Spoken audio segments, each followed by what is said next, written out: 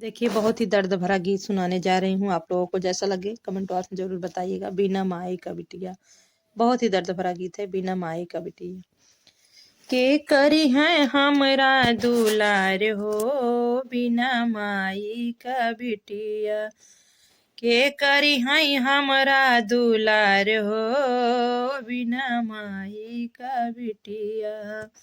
बिना माई का बिटिया अपन माई होती आक भरी भेडती, अपन माई होती आक भरी भेटती।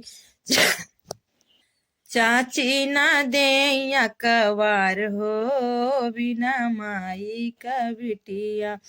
चाची ना दे अकबार हो, बिना माई का बिटिया।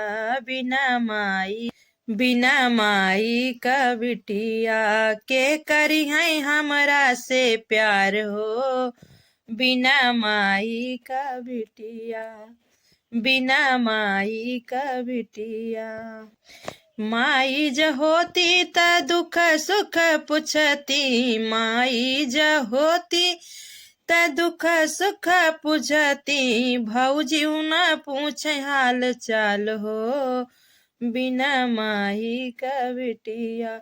भौजी न पूछे हाल चाल हो, बिना माई का बिटिया के करी है हमारा दुलार हो, बिना माई का बिटिया।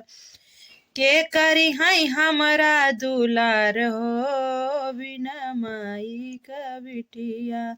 बिना माई का बिटिया। जब हम जाई अपने नैहरवा, जब हम जाई अपने नैहरवा, भौजी न पूछे